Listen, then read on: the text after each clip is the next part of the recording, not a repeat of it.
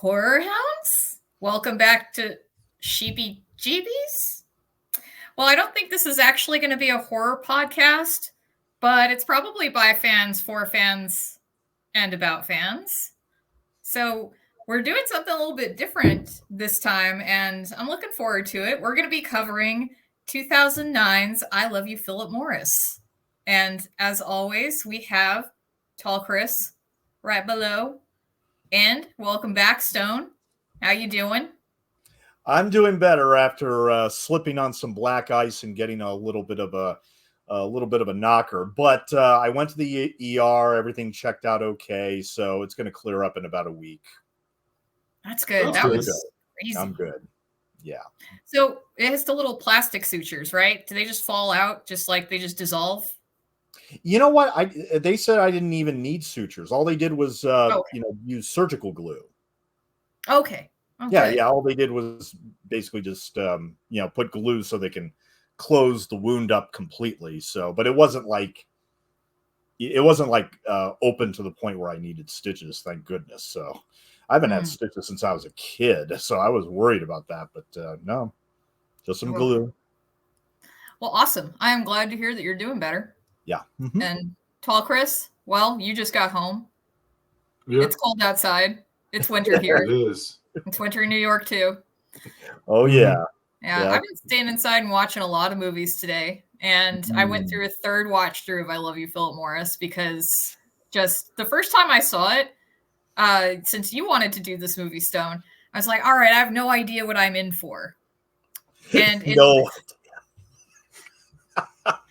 so I ended up watching I Love You, Phillip Morris, which has Jim Carrey as, Jim Carrey and Ewan McGregor in it. And then I fell down a Jim Carrey rabbit hole and started watching other Jim Carrey things, but we'll get to that later. Stone, how did you come across this movie? You know what? I'm trying to remember, but the reason why I suggested this, and I know you said 2009, the thing is, it premiered at Sundance in 2009. And the thing is that I don't consider Sundance as being released so much as being just shown. It was, I mean, the thing I have with the Sundance Film Festival is that if a movie comes out at Sundance, I don't consider it released necessarily. I consider it, if a majority of the population is able to watch it, then it's officially released. And I Love You, Phillip Morris was released in February of 2010. Finally, it took a while to get U.S. distribution for, I think, obvious reasons. But one of the executive producer behind this is actually Luc Besson, who is most famous for Leon the Professional. Mm-hmm. And also, he was the guy behind the Taken movies and Columbiana, that kind of thing. And so, he wrote a check to produce this movie, and it's based on a book, which I believe you read some of that, Sam? Yeah, I read a bit of it, and I've only gotten about 20 pages in, mostly because I've been fighting this low-level migraine for a few days. So, looking at screens, especially if I'm reading, the words start to get blurry. But the book itself, you can borrow it on the Internet Archive. It seems like it's out of print right now, so don't try to look. That might change soon, believe it or not. But I forgive me. I was going to go back and say that I don't remember what the first time I watched it, but I do remember I watched it in like 2010, 2011, something like that, and I fell in love with the movie immediately. And since then, it's been on my. It was part of my top 10 for that entire decade, because I've never seen any other movie like this. It's a romantic comedy, but it's based on a true story, and it has this very tragic undercurrent to it. And so the idea is that Jim Carrey plays a guy named Stephen J. Russell, who he was adopted. Apparently he was the middle child, and he was put up for adoption for some weird reason. I mean, being a middle child wasn't bad enough, right? It wasn't bad enough, but when he grows older, he gets married to God, I keep forgetting her name. Debbie, played by Leslie Mann. Leslie Mann. How do Yes. you forget Leslie Mann, though? I think she's very funny. She always stands out to me. She's always funny. She's always, and she is very funny in this movie too. But they're churchgoers. He's a cop in this Virginia Beach, and they have a pretty strong relationship on the surface. But we soon find out that Stephen J. Russell has been hiding a secret from his wife, and that is, of course, that he's very gay. And so he ends up getting in. He starts lying to his wife. He starts having these affairs with men, and then he gets into an accident, this life-changing accident where he's finally going to be honest with everybody and say that he's gay. And so he ends up going to Florida. He gets a boyfriend, all that kind of thing. But eventually he goes back to Texas. And I'm trying to remember if it was because of the fact that I know that he had warrants for fraud already, because he apparently, in order to keep up with the gay lifestyle, he needs to be a con artist, because according to him, being gay is very expensive. So, he starts, selling bad tomatoes, anything to make a buck, right? I'm sorry. So, he has all these credit cards, and then he eventually gets arrested and thrown into a Texas prison where he meets Phillip Morris, played by Ewan McGregor. And they start this relationship that goes throughout the rest of the movie. But he can't seem to shake his con artist ways. He pretends to be a lawyer just so he can get Phillip Morris out of prison. And then he works for a law firm where he starts doing, this I don't know if you call it a Ponzi scheme or whatever, where he takes nickel and diming out of the doctor's checks or whatever. And he builds up this huge account. And he ends up going back to prison, and he escapes from prison 4 times. And this all happened. Everything happened. In the beginning of the movie, it said this really happened. It really did. Technically, it was 5. Yes, 5 escapes from prison, all in the name of love. All in the name of love, because he cannot live without Phillip Morris, played by Ewan McGregor. So, and ever since then, this movie has really stood out, not only in terms of Jim Carrey performances, but just in terms of romantic comedies and films based on true stories and that kind of thing. And, I think this movie is amazing and very funny. I tend to laugh my ass off throughout the whole thing, but of course it does devolve into a tragedy. But before we go any further, what was your reactions to the movie? Because I know for both of you, this was your first time watching it. So take the floor. I'm eager to know. Okay. Chris, why don't you go first? Yeah. Sure. So first, I want to say is after that car crash, I'm surprised you didn't want to play any games with anybody. This is a Saw reference. Wow. Try to keep these horror fans taken care of. But yes. I'll just say is I really enjoyed the movie overall. I had no idea what to expect going into it. I just knew the title. It's like, hello, Phillip Morris. Okay. And so each kind of like transaction of something getting grandiose and more and more and more, it's like, oh, where is this going? Where is this going? Jesus Christ, where is this going? But overall, like, I felt really good watching the movie. I'm not gay, but I could relate to everything that happened to these characters. I felt for them, happy, sad, scared, all those things for these characters. Because the movie was so well written, and you could feel like the actual love of the characters. It's not just like, oh, we're just putting characters up there, kind of stuff like that. It was really good. But yeah, like just as things get bigger and bigger to lies, and I know Phillip Morris kind of knew, because I can't remember Jim Carrey's character's name right now, but I knew Stephen Russell. Yeah, Stephen J. Russell. Yeah, Russell. Mm-hmm. Yeah, Stephen Russell. I felt like I knew he knew that he was always lying, but he loved him, so he's always given the benefit of the doubt. Always, always, always.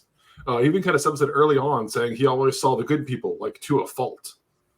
Well, it's funny because when I was reading their little meet cute in the library, so one of the things that Stephen says in there is that loyalty is is the most important thing to him. Somebody else's loyalty, right? That's how he knows if he can trust somebody. But that's also how he knows that he could also con someone. Yeah. I guess so. Just an interesting thought there, because I think that one of the first things he says is a lie to him. Saying that he's a lawyer. Yes, exactly. He just, because he read all the books in there, he just spent time in there. And I'll say also is being the con man. It's interesting how fast he adapted to prison life, where he was just like Kingpin in like a couple of years. Well, and in a really understated way, he's just doing what he needs to get by and to do what he can do for Philip, because that's the thing. It's like anything that Philip wants. Oh yeah. And like I've been a fan of Ewan McGregor, but it only started recently. I would say like me liking Jim Carrey has lasted a lot longer. But like I like when I saw that the director's cut of Dr. Sleep and like how well he embodied Danny Torrance, I was like, all right, I'm a fan. I'm fan forever now. And this just continued that. When he was on the stairs with the axe, I just wanted him to say, "I have the high ground." I know, right? I just wanted him to say that so badly. Even an outtake or something like that. Come on, just break the wall that one time. That would have been awesome. I know. God. But I've never, Ewan McGregor blew me away in this movie. I mean, he plays this blonde-haired, blue-eyed, very gay lad who just somehow ends up in prison. And, he's been used in the past. He had a very, he had, horrible relationships in the past where he was used and everything. And Stephen J. Russell promises him that he, is going to protect him and all that. But what the mistake that Stephen Russell makes, when he goes to work at this firm and everything, he the first thing, don't flaunt your wealth. Yep. Don't flaunt it. It's like you should have drove a regular, just a regular standard car to work instead of the, the the red Chrysler or what was he driving? I don't know. Mercedes, I thought. Yeah, Mercedes, And I love that scene in the elevator where his coworker, that guy's face, master reaction. Every single scene. That guy has some of the funniest reactions in the movie. It's like, oh, what kind of car is that? Oh yeah, it's the SL. And of course he puts down the other guy's card and he said, oh yeah, good value. That's just a nicer version of saying, oh, that's so practical. Yeah, exactly. How precious of you to get that little car. Yes. Well, I mean, like Stephen, was used to, growing up and having nice things and having access to those. And then, of course, he also wants to spoil Philip. When he got Phillip Morris out of prison the first time, oh gosh, I can't remember all the details of it, but he was able to get him, get his release moved up a bit. And they ended up going on kind of like a couple-week honeymoon almost, it seemed. Yeah. They went and they rented like a boat and just would stay at hotels on the weekends just to, just because they had great bathrooms. The atmosphere, yeah. So, I mean, I can understand this. And it's funny because Stephen got out of prison before Philip did the first time. Philip actually ended up in getting in prison due to he had been on deferred adjudication and he was at a halfway house and he couldn't keep his job and he got into kind of a scuffle with somebody else, not a physical scuffle, but somebody else who was staying at this halfway house. Was basically being very homophobic and talking about how God, doesn't approve of homosexuality. And Phillip Morris was like, I'm out of here. Fuck this. Mm-hmm. And so it's like, well, that is a problem. Sorry. Yeah, So when this movie first came out, I mean, I was thinking Phillip Morris. Are they referring to the cigarette company? I mean, I think That's a what I lot of thought the people. entire time. I think a lot of people assume that. It's like, no. This is based on a very true story. The book came out in 2003, and yeah, I mean, it's one of those true stories that's too, like, no writer could have cooked this up. Oh no. Okay, so No. For real though, there's a lot of like, Phillip Morris was born on Friday the 13th, which it was a March. And what's Yes. crazy is that Stephen J. Russell was born on Saturday, September 14th at 12:01 a.m. Yeah. He was 1 minute away from also having a Friday the 13th birthday. Isn't that wild? Too wild. It's like Absolutely, it was destined. They were destined. Oh, yeah. Well, can I just say that this movie was written and directed by two people, actually, John Requa and Glenn Ficarra. And if those names don't ring a bell, their first movie that they wrote was actually Cats and Dogs. Remember that? Okay, no, I remember it, but I didn't see it. For a second I thought you were referring to The Truth About Cats and Dogs with Janine Garofalo and Uma Thurman. No. The weird kind of CG animated kids movie thing. Yeah, with Jeff Goldblum, I think. Yeah, it wasn't great, but and then they wrote Bad Santa, which, to be perfectly honest, I'm not a huge fan of Bad Santa. I don't. When I first saw it, I thought to myself, okay, fine. Billy Bob Thornton is doing the Bad Santa thing. I get it. The best thing about that movie, I think, is actually John Ritter's last performance as like this hotel, a very gay hotel manager, actually. Yeah, and then after Bad Santa, then they wrote the Bad News Bears remake. Okay. Well, I didn't see that.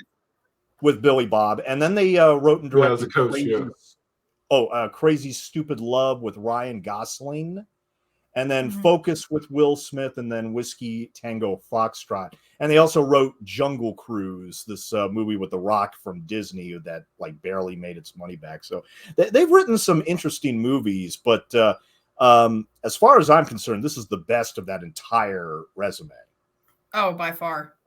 Absolutely, by far. And yeah, I mean, this movie has a very wicked sense of humor. I mean, there's just so many little gems, moments that are just so many gems. Like when Stephen J. Russell is working behind the counter at the bakery, and he's at the desk and he's pretending to be the lawyer, trying to get him out and everything, and you think he's like in some office, but no, he puts an apron back on and goes up to sell this woman some bread. He's like, my boyfriend's getting out of prison this week. Like, what the hell? So many wonderful little moments like that. Just honestly, like this whole thing. I laugh so hard when the sex scene where you think it's Jim Carrey who's going to be having this affair with the one of their neighbors, and it turns out it's the male neighbor, and he's just like, "Come on, man, come in my ass." That was so funny. Oh my god! Mostly because I didn't realize that he was gay. I had no idea what was happening for this movie. Yeah, it really hits you like a. It really hits you by the side of the face. I was like, oh, this guy is super gay. And that's going to be the through line throughout the entire movie, because Leslie Mann is kind of pushed off to the side a little bit. And so we get to know Ewan McGregor and Jim Carrey. What did you think of the chemistry between them? I mean, I thought it was great. That was good. Yeah, I mean, they actually were kissing. They were actually intimate with each other. It's insane. I mean, the scene where they pay the guy in prison to pay the Johnny Mathis song. Yeah, and they just start dancing when the cops coming in. It's like, hey, turn that off. It's like they start beating this guy when they're just still dancing to Johnny Mathis. It's so romantic and yet hilarious at the same time. Oh yeah, like that one guy who's he makes the deliveries of whatever you need, right? You know, Yes. he's like, my word is my motherfucking bond. But then there was that part where Philip's asking if there was, any letters from Steven. And he's like, what do I look like? Fucking DHL? Yeah. Hey, do I have a tracking number, motherfucker? That was funny. And like when the one guy, when we first see him in prison and like, his new cellmate comes in, just get to know some ins and outs and you'll be fine. Hey, you see that guy over there? Yeah, that's the guy for whatever you want on the outside, drugs, anything you want. Just warn you, it's going to cost a lot of money. Or you can suck his dick. Your choice.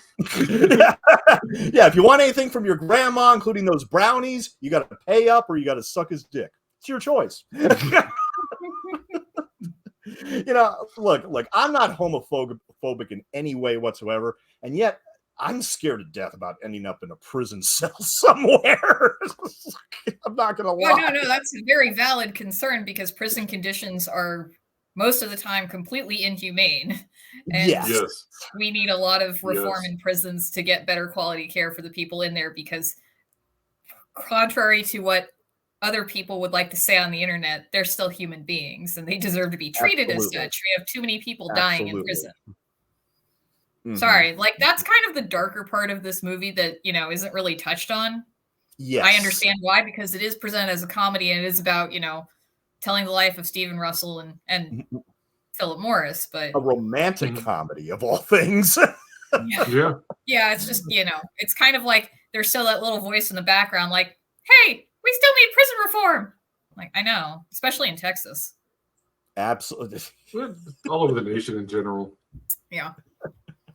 Like, now, when he was starting to escape from prison, and he was just getting away with it again and again and again, what were you guys thinking throughout all this? I was thinking, man, I bet the people working in that prison who are just overlooking everything get paid like twice as much as what I do to do way less. I'm a simple woman. I know. Look, I'm just concerned about money. Yes, exactly. For me, though, it felt like this can't work. It worked. This can't work. It's like he's breaking like the fucking green highlighters to make the green fucking nurse's uniform. Yes. Or then when he's like pretending to be the fucking bounty hunter because he gets a mic for like, I got a mic. Ta-ta. I'm out. Bye. And all the other prisoners are just looking at him like making like the medical nurse's uniform. It's like, what is this guy doing? It's insane. But okay, let's talk about Jim Carrey because I just, this in many ways it feels like a crowning achievement of his entire career. It just blows my mind how he's never been nominated for an Academy Award. Despite the fact he's a comic actor, it doesn't matter, okay? You've seen Man on the Moon. We've seen other movies like Truman Show where he's got it. And he's got it in spades. And it's just unbelievable how he's been kind of ignored. I don't get it whatsoever. I mean, he's been acting for 40 years now. He made his first film in 1984, and he's just, one film after another, one performance after another, and a lot of them I like. I mean, Ace Ventura, is a little silly, and I remember when that came out. I remember my parents were like, "Oh, here's another Jerry Lewis," or whatever. It's like, but then you see something like The Mask, and then Liar Liar. And you realize this has a lot to offer, in terms of, movies and everything. But I mean, what was your history with Jim Carrey growing up? I mean, what are some of your favorite movies with him in? Oh, Chris, why don't you go ahead first? Because I mean, you're a few years older. Did you ever watch In Living Color or anything like that? Because I didn't. Of course I did. I love the Fire Marshal Bill. Exactly. Fire Marshal Bill, like I loved comedy as a kid, so I'd watch like comedies in general. I remember watching so I was going to ask you, Stone, the '84 film, was that Once Bitten? That was his first film, believe it or not, was a movie called Finders Keepers. Not many people have seen it, but Once Bitten Don't was haven't his seen that. second movie. Yeah, it was his Yeah. second movie. I don't know if I've ever seen Once Bitten, to be perfectly honest. See, I saw it as a kid. I saw it. I liked it. It's a horror comedy. I kind of a soft spot for horror comedies. It was fun. But yeah, Yeah. I saw a lot of Jim Carrey, especially in the 90s when he got really big with Ace Ventura. It was the Ace Ventura, then it was Dumb and Dumber, and The Mask. It was all like this huge fucking Yes. wave. One of right comedy. after the other in the course of a year. Exactly. But I will say also, I think what makes him such a good actor is he's such a good physical comedian. He acts through his body for his comedy. So when he turns on the drama, he can harness his body better for that nonverbal language that comes across the screen better with the way he carries his body for the drama, because he knows how to do that. So I think that's why he's so good at that. Definitely. Absolutely. Absolutely. Yeah, I mean, for me, the first thing I saw him in was The Mask. And I didn't really get around to seeing a lot of the other stuff until a couple years after, just on VHS. But, I ended up seeing Dumb and Dumber, and I wasn't really into that at the time, and it's fine, I guess. I honestly, like, Jeff Bridges' favorite comedy movie with Jeff Bridges is going to be Kingpin. Always. Oh, yeah. Oh, yeah. Oh, yeah. I love Kingpin. I've still never seen The Cable Guy, just because I don't think it's for me. I don't know. Cable Guy's pretty good. I know people didn't like it because it's a darker comedy, but it's still pretty good. Yeah, it's a pretty demented movie, but it's also very I saw it in the theater, and I remember Ben Stiller directed it, and he also the only thing I remember from watching it in the theater, I remember Ben Stiller had a cameo as this guy on the television that would appear like at different points throughout the movie. Do you remember that, Chris? I think so. Yeah, that sounds about right. Yeah.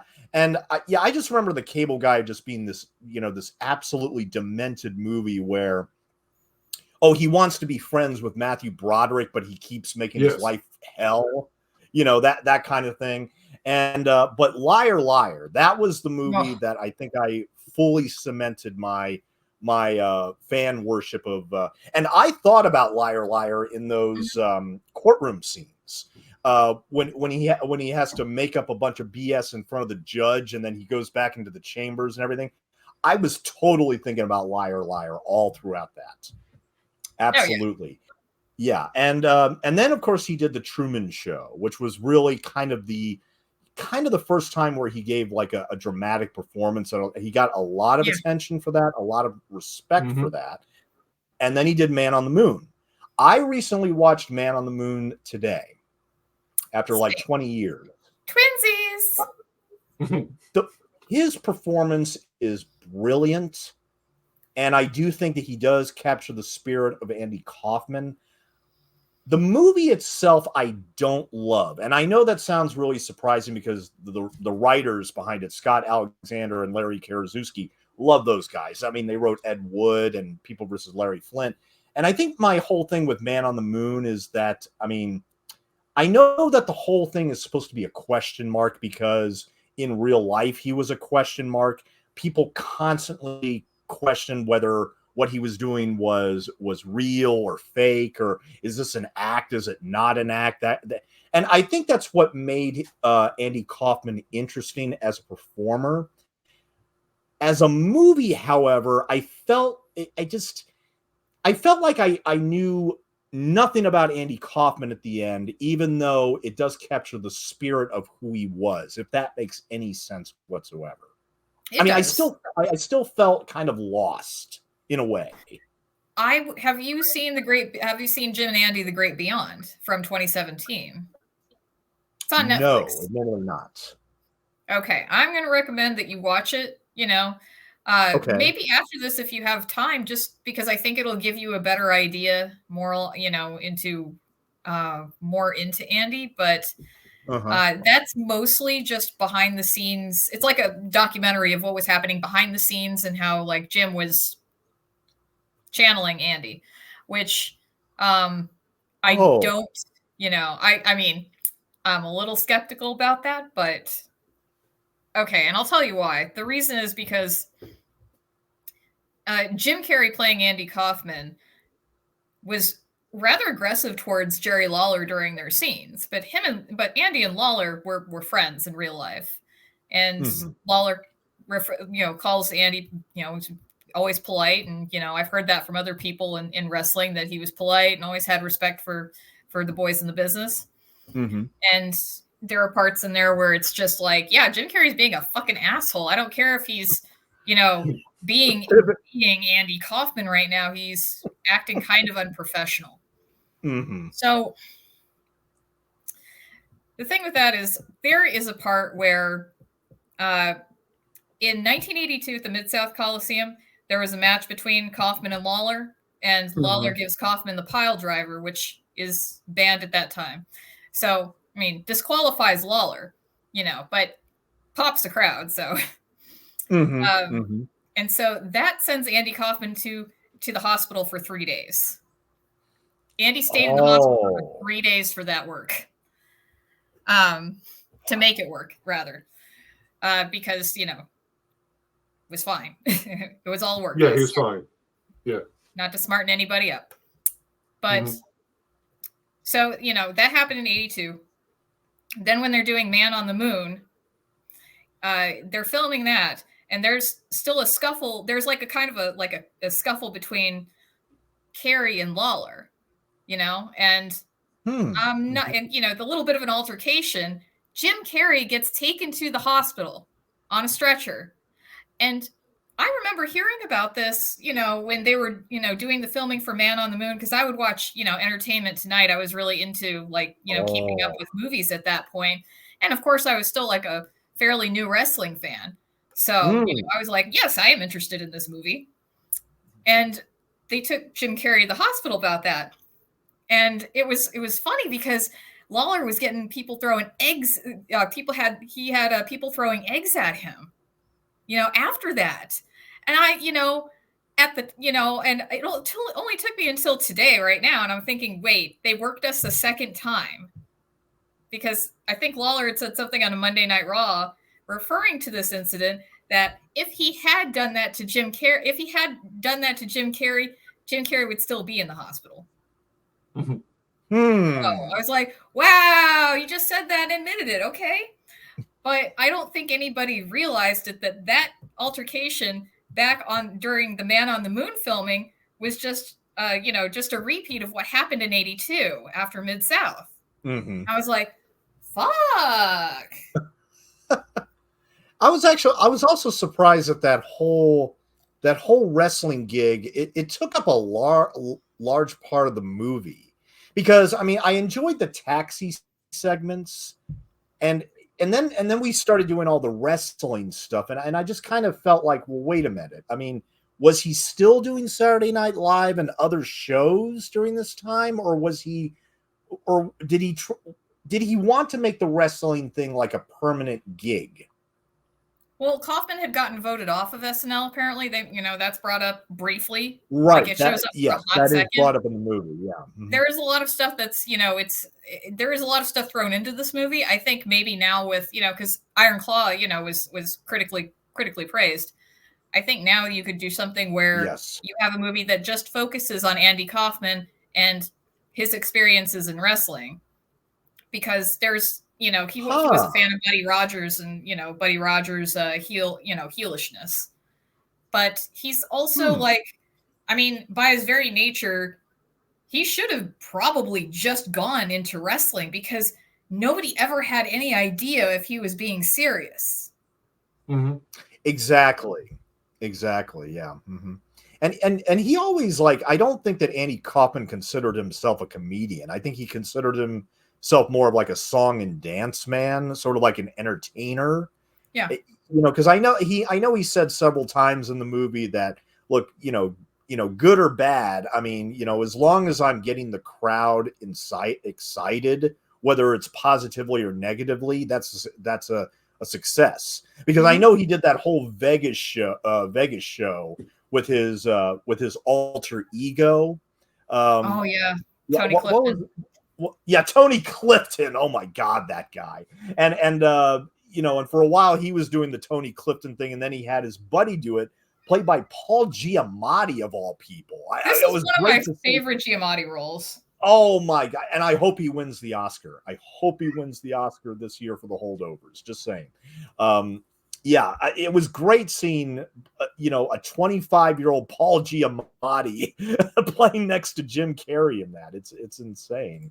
I mean, I enjoyed Returning to Man on the Moon, and look, it is one of Carrey's finest performances, hands down. I just don't think the movie. I don't know. It's just really weird. I mean, if you know nothing about Andy Kaufman, you may not learn a bit more about him after that movie. Because what was the documentary that you recommended, Sam? The Great Beyond Jim and Andy. Although that's going to just mostly focus on Man on the Moon. I think the first time that I ever learned anything about Andy Kaufman was, it might have been on VH1. It was like something Andy Kaufman, I'm from Hollywood. I think that might have been the name of it. And that's when I first learned about.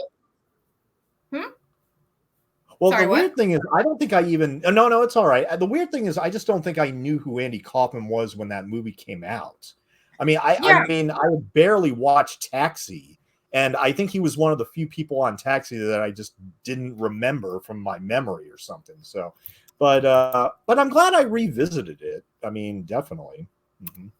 Yeah, I obviously I was exposed to Andy Kaufman just watching Taxi, because I watched a ton of Nick at Night growing up. But I'm from Hollywood came out in like 1989. So that one is how I first learned about all the women's wrestling stuff that he was doing, which, and those gals, that was all just like, those were all just shoot matches, and none of them were in on it. Everybody else was in on it except them. And so I mean, would you guys? I mean,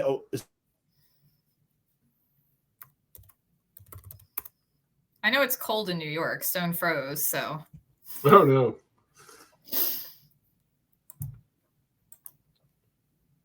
Well, while Stone's frozen for a second, I was going to say is, I think the reason. So going back with the Jim Carrey harnessing Andy Kaufman, and he harnessed Andy Kaufman to people who didn't know Andy Kaufman. And I feel like he only absorbed Andy Kaufman through media. So he never actually knew Andy, which is why people who knew Andy wasn't like convinced, like Jerry Lawler kind of stuff. Yeah, I mean, it's hard for me to say, because like I feel like I would need to go back and listen to a lot of, different people that knew him and figured that out too. And it's just, if I only had the time. So let me see. Anyway, well, back to Phillip Morris. Yeah, exactly. It was funny though. No. Well, I'm sure Stone will be right back.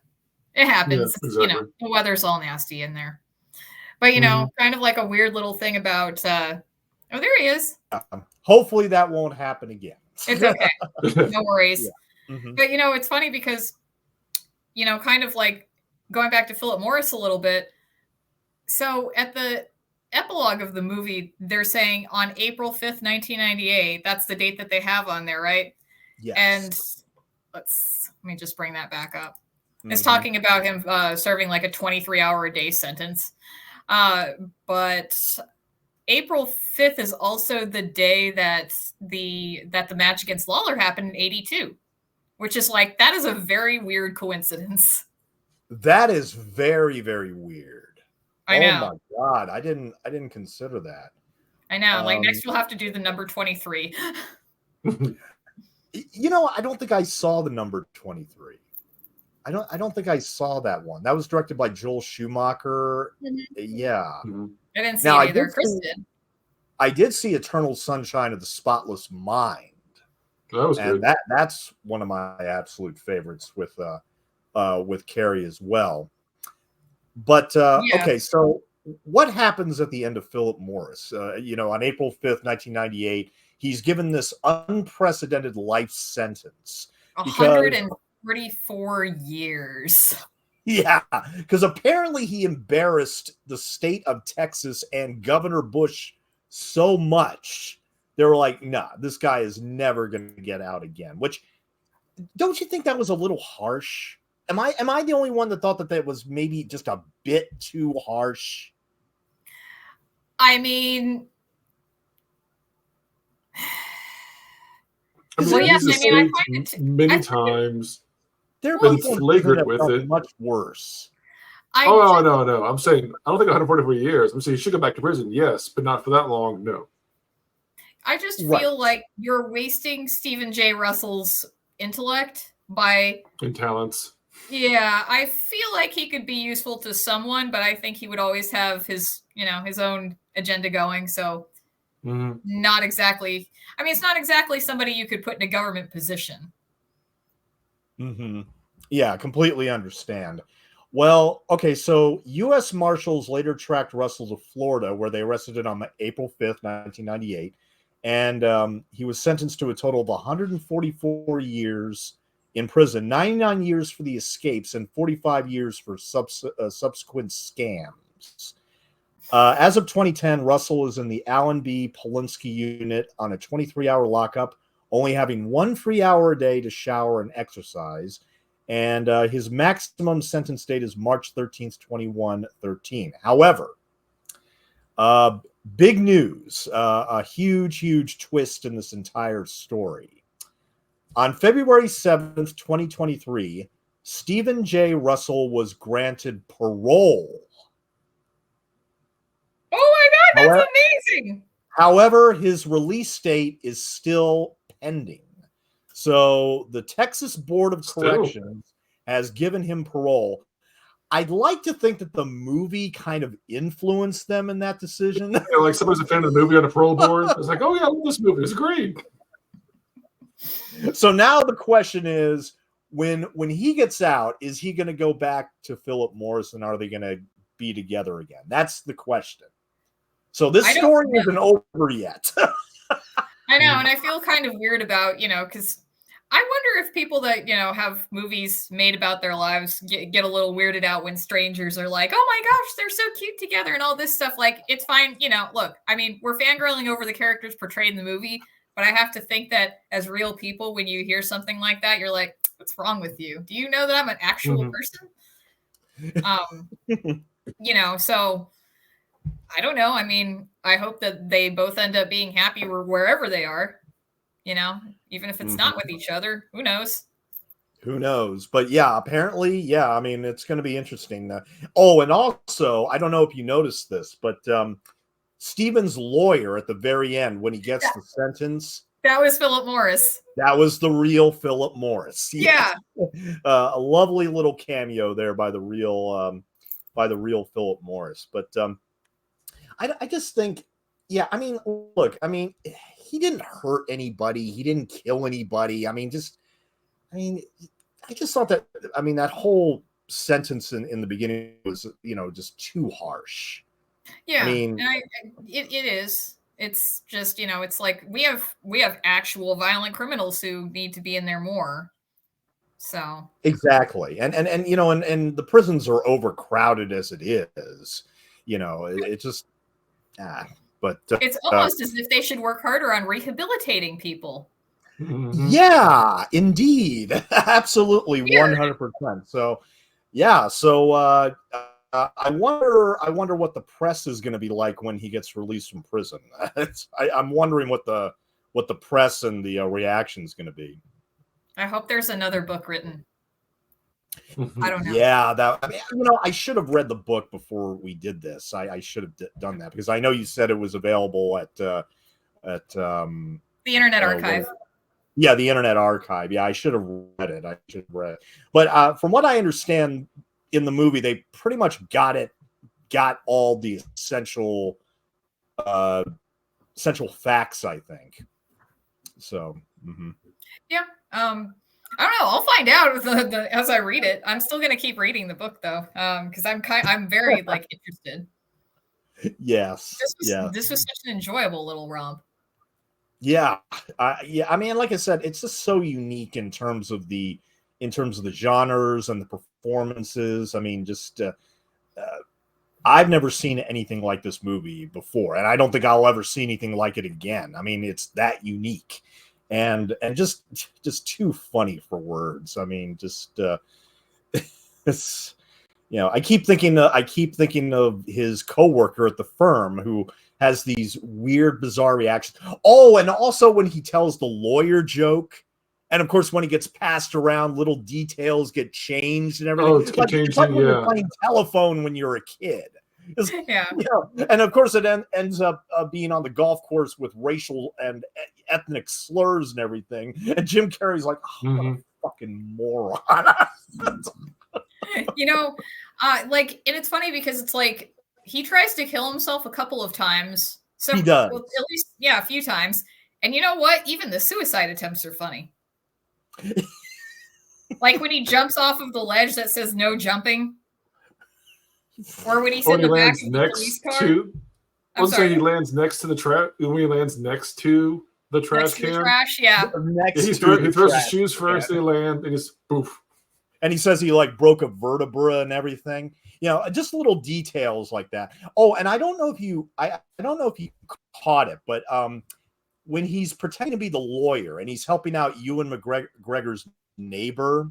Yeah. You know, and he keeps saying that, you know, he has all these litigations in his briefcase, and all he has is like an apple and a picture of Phillip Morris, you know. And then he goes back into chambers and he looks up on the wall and he sees like the degrees the judge has, the pictures of like this small farm in the middle of nowhere, and that's where he gets the idea. It's like, oh yeah, I grew up on a small farm. You know, in the middle of nowhere. Like, and then the other lawyer's like, what is this guy talking about? Like, how is this relevant in any way? And it's like, I'm still shocked at that scene that he managed to get away with it. I'm still shocked. Yeah. No, he actually did get away with it. And you know, when he came out of that meeting, you know, he was asking Phillip Morris's neighbor, he was like, didn't I do great? I did great, right? And she was like, you were fine. Yeah. It's fine. Congratulations. Do your job. And she's, you know, it's like, okay, well, it's a weird thing for a lawyer to be asking their client, but okay. Yeah. Wait, can you still practice law even after being in prison? Sure, why not? Oh, okay.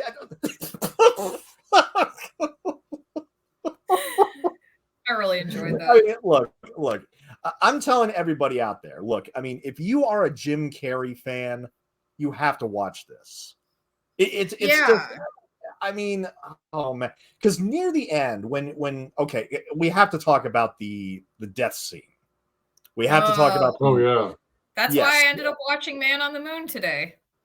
Because Sam, I mean, you actually told me you actually cried at the death scene. Oh yeah, I did, because it's like I didn't know that he was faking having AIDS, because it's like he's, you know, they're saying you have AIDS, and he's going through the gradual progression of having AIDS and wasting away, and it's like, oh, and you know, a lot of this was just like me being triggered because I was thinking of my mother dying in the nursing home, so that's where most of that came from. But you know, obviously, it's also like I'm really attached to these characters by that point. But you know, I was just like, I started bawling, and it's like I thought I was done crying during movies. I really thought I'd moved past that in my own grieving process. So I was like, and then it's like I was just thinking back to when during Man on the Moon, you know, when Andy has lung cancer, and it's just, you know, he's bald, he's starting to lose weight. Then he ends up going to the psychic surgeon in the Philippines, and you know, that was a really hard scene because, you know, I was a little squeamish during it, you know, watching, because, you know, it's a sleight of hand. The psychic surgeon is not actually like reaching into people's bodies with their bare hands and like pulling out the tumors. It's just like a magic trick. They're using like leftover, you know, like animal organs and whatnot to make it look like that. And you see, you know, that's happening. Like you see them do that to Andy, and Andy looks down and he recognizes that it's a sleight of hand, and that's why he starts laughing at the irony of it. And I was like, oh, exactly. That was really powerful. I remember when that scam was showcased on Unsolved Mysteries. I do remember that when they had a whole segment about that on Unsolved Mysteries. And like you, when I first saw Phillip Morris, I cried at that death scene because, like, the movie, it stops being funny. It gets very, very serious, very, very, I mean, and just the scene where you can tell that he's starving himself and it looks like his stomach is like, pushed in and everything. It's like, oh man. I mean, Jim Carrey went through a lot to make this character. Yeah, he went really, really far. And here again, it just questions why he was ignored. And what has he done since then? What has he done since Phillip Morris? He's made a couple of Sonic the Hedgehog movies. Admittedly, I didn't see them. Admittedly, I didn't see them. Well, what about Mr. Popper's Penguins? We can't forget Mr. I know. Mr. Popper's Penguins. Sorry. And the incredible Majestic Stone. Yeah. Well, I mean, the only other serious movie I could think of is like Majestic. I love the Majestic. Yeah, that was one of that was pretty good, but it was kind of like really low level compared to this, though, I feel like. Oh, absolutely. Yeah. But I don't think he's made a good movie since Phillip Morris, though. I mean, maybe the Sonic movies are fun. I haven't watched them, though. Well, I mean, he's definitely very much a Dr. Robotnik type. So, I mean, he's channeling that energy, but I still have to see those movies to judge for myself. Oh, yeah, I forgot he was in Kick-Ass, too. Well, yeah. It's weird. I forget those movies even exist. I saw both of them. Kick-Ass 2 and Dumb and Dumber 2. Hey, did you ever see Dumb and Dumber? The one that came between Dumb and Dumber and Dumb and Dumber 2. Oh my God. No, I don't even want to bother with that. Or try Son of the Mask. I've seen Son of the Mask. It's as bad as it looks, I promise. They actually made a third Ace Ventura movie with him as a kid. Like Ace Ventura Jr. Yeah. Yeah, they actually did. Look at Sam. I was like, no. I don't know, man. See, I grew up with James Bond Jr., that old cartoon. So that was a good show. Yeah, I'm like, once you hit James Bond Jr., I don't think you're going to Ace Ventura Jr. I don't think there's any room for that. Who wanted Ace Ventura Jr.? Nobody asked for Ace Ventura Jr. Okay, but it's like we have to make a third film. Why? I don't think Jim Carrey wanted to make the second movie, but the paycheck was too high for him to pass it up. Ace Ventura Jr. Pet Detective, also 2009. Yes. Okay, the son of Ace Ventura. Yeah. Yeah, it's a little kid. Oh, that wasn't him as a little kid. That was his son. No, yeah, it's a son. I'm like, who's the mom? Oh. Okay. I don't know. I'm not really invested enough in the Ace Ventura universe to figure out who the mom was in canon. Was it Courtney Cox's character? She's all I remember. Was she in the first movie? Like for a hot second. It's been so long since I've seen those. I mean, yeah, she was in the first movie. Yeah. So was Dan Marino. Oh, of course. And Udo Kier. Laces out. Oh my God. I think it is Courtney Cox's character because they both have the same first name of Melissa. Oh. Okay. Well, I hate that. Yeah, that's true. I hate learning new things. Courtney Cox is Melissa Robinson. Mm-hmm. And then Melissa Ventura and this Ace Ventura Jr. Pet Detective shit. Why do you tell me these things? Now I have to go find, I'm going to have to go, fall down that rabbit hole of completely useless information. And then I'm going to tell Chris about it all day tomorrow.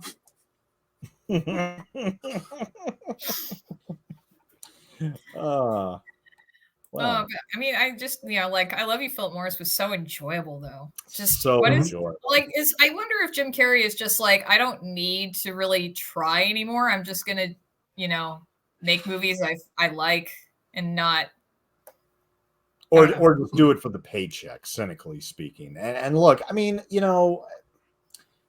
he won Golden Globes for Truman Show and Man on the Moon.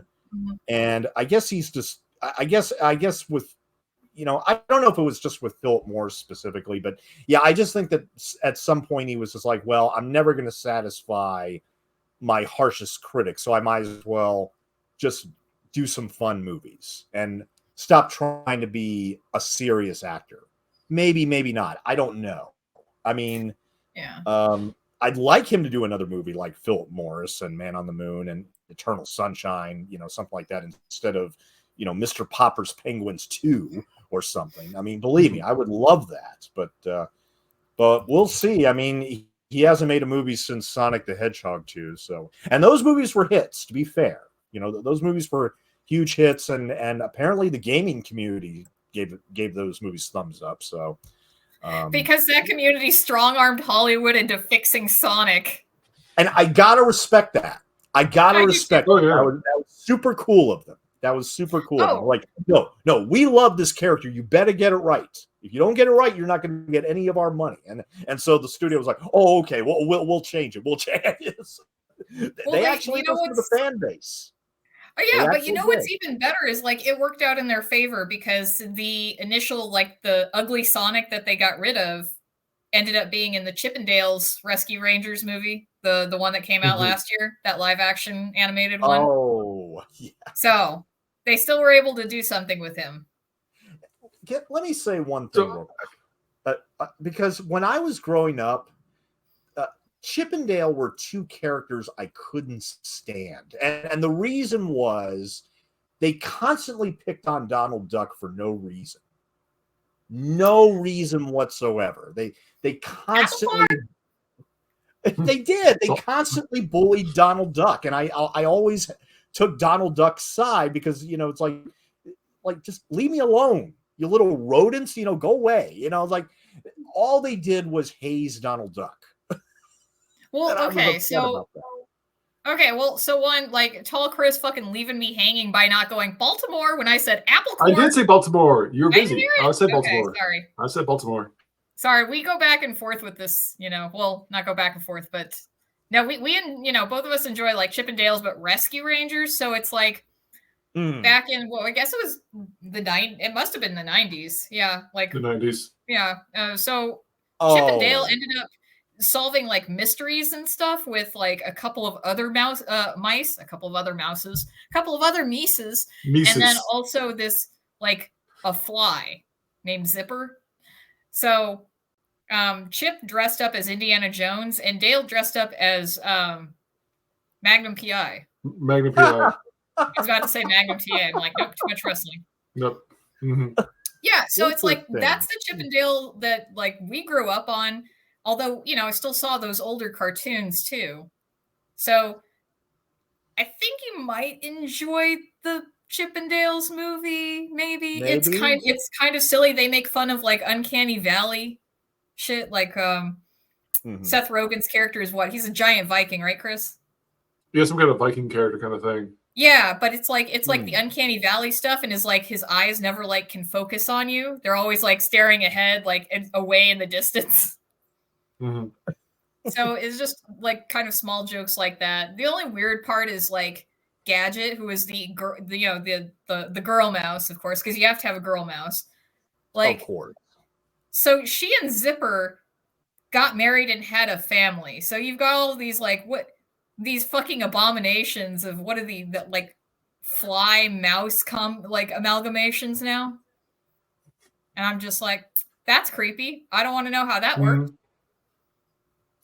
Would you be down for a Chippendale movie where they're voiced by Jim Carrey and Ewan McGregor and they have a relationship? No, because then I'm going to be thinking about because I'm assuming Ewan McGregor would be playing Dale because Dale's more of the bottom.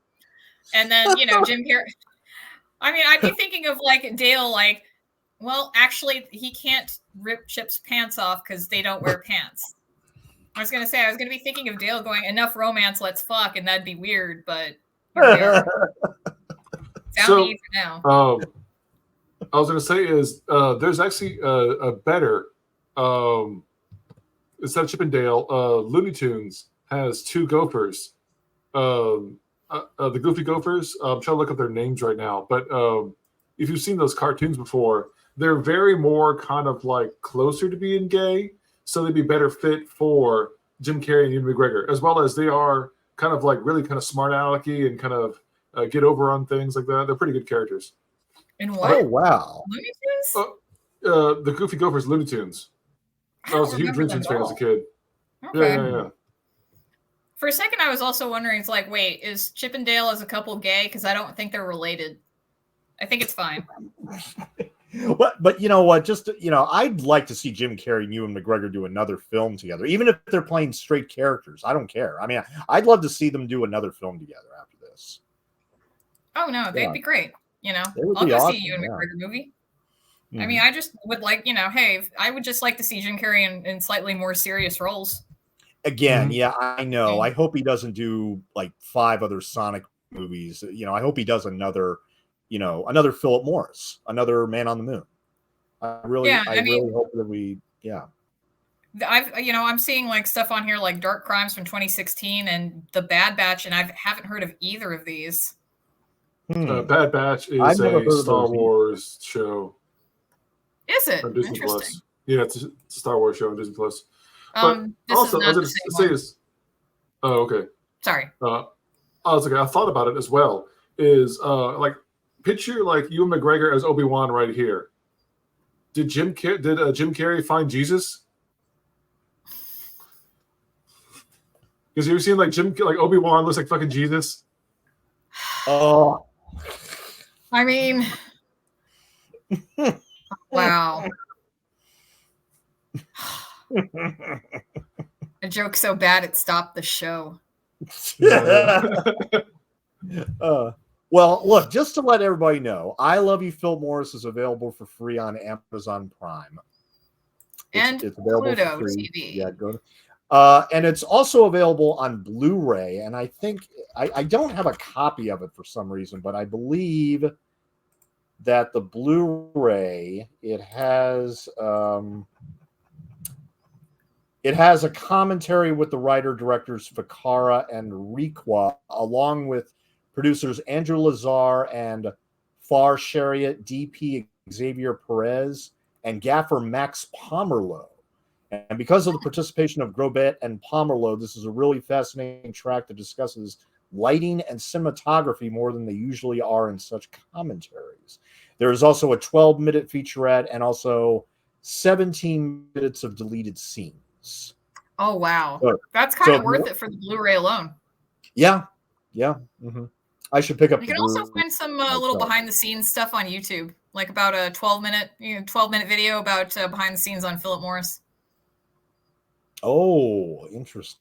Mm-hmm. Yeah. But and like I said before, this story is not over yet, because when Stephen J. Russell is released from prison, it's going to be interesting to see what exactly happens. So, I know. I'm going to be paying attention to that. I'm going to set my Google alerts for Stephen J. Russell. So there you go. Do you guys have anything else to say about the movie, or? Oh, I just enjoyed the hell out of it. Yeah, I will say I really enjoyed the movie, of course, but I also thought about it. Did Stephen J. Russell's life start down that con man path when he discovered that he was adopted? Like he thought he was one thing, found out it was a lie, and so he's been living a lie forever. Yeah, because he lived a lie, but a straight man lived a lie. As a lawyer, lived a lie. He's always lived a lie. That's one of the themes of the movie. Yeah. He mentions about trying to be the best. That he decided to be the best person possible, right? So, and I mean that's probably just deep-seated trauma from being the middle child and being given up for adoption. It's like, your family doesn't want you. So I can.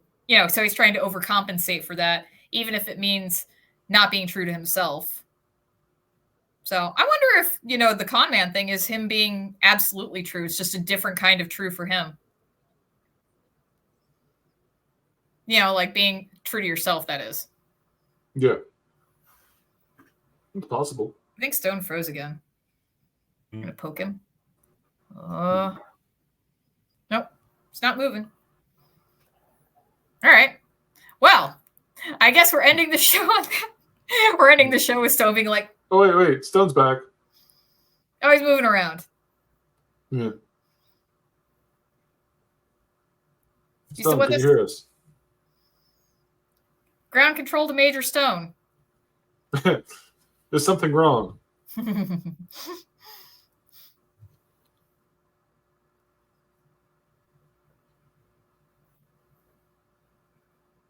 Stone. Oh, good. We're still here. Yes. Yeah, we're still Now here. you're back. Are we good? Yeah. Now I'm We're back. good, Okay. son. Okay.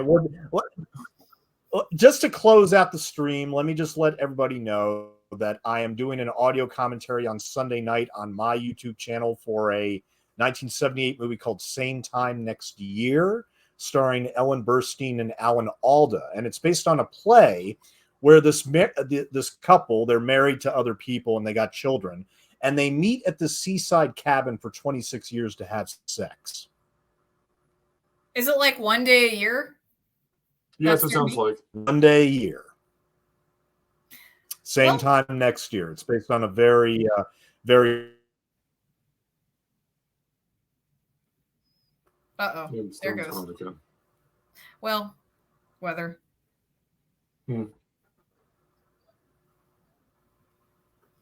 What? And he's back. Yes. Yay. Yeah, I'm back again. Can you hear us? Okay. Mm-hmm. You cut off. I missed what you said, but yeah, it's fine. Yeah, you cut off for a bit. Is what Sunday is it? The 21st? That's today, right? So, or is it next Sunday, the 28th? Oh yeah, next Sunday on the 28th, and that'll be Alan Alda's 89th birthday. Oh wow! Oh. Awesome. So I'll be doing an audio commentary on that. So and this week I'm supposed to be doing a podcast on the movie Far and Away with another buddy of mine. So yeah, I'll be busy, but yeah, that's what I'm going to be doing. Yeah, so cool. Post up the links so we can share them on Twitter, because no lie, like your posts are fucking fire over there on your timeline. Like really? Drop something. Yeah. Like in a good, like, yeah, I don't think you realize you have a shit ton of followers, dude. Yeah, I know. I don't really dwell on it, I guess, but you know, I've been doing this film challenge and people seem to be enjoying that. So yeah. Yes, the Stone Gasman, what is it? Stone Gasman movie or film challenge? I think it's a film challenge. Stone Gas Movie Challenge 2024.